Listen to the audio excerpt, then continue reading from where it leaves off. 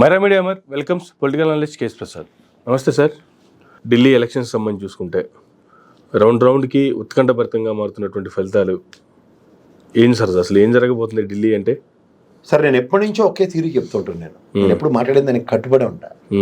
ఈ అన్నా హజారే అనే వ్యక్తిని ఆ రోజు బీజేపీ మూలాల నుంచి కాంగ్రెస్ నాశనం చేయడానికి స్టార్ట్ చేసిన ఒక ఉద్యమం సార్. ఈ అన్నా హజారే గారి ప్రోడక్ట్లు ఇప్పుడు నేను చెప్తున్నా, కేజ్రీవాల్, కిరణ్ బేడి గారు, ఆ రామ్దేవ్ బాబా.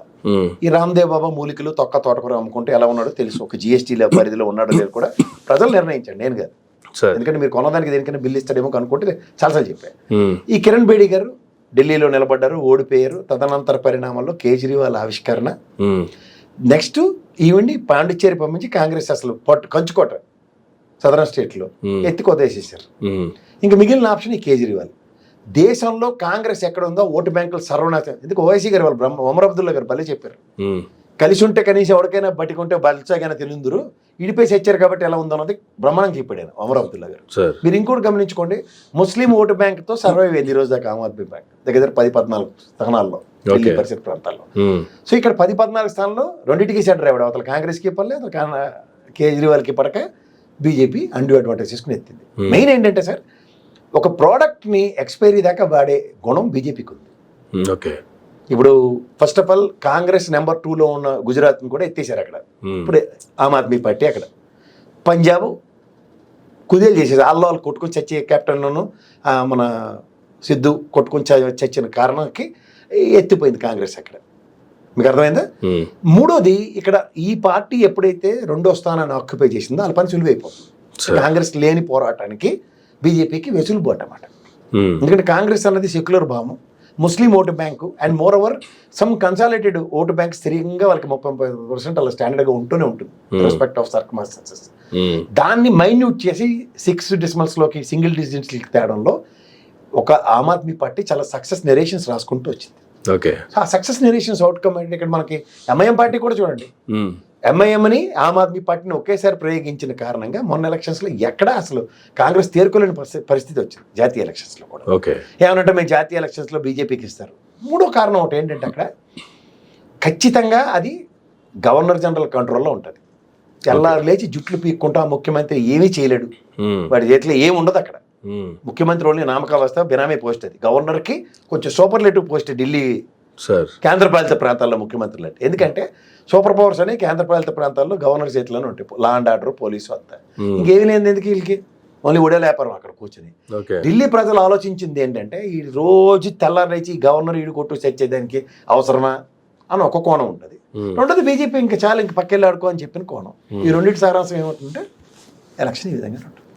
ఓకే, అంతకని ఇంకెళ్ళలేదు. కానీ దాదాపుగా 10 స్థానాల్లో 100, 150, 200, 300 డిఫరెన్స్తో ఓట్లతోనే లీడ్ అవుతా ఉంది. అది చాలా డేంజర్ సార్.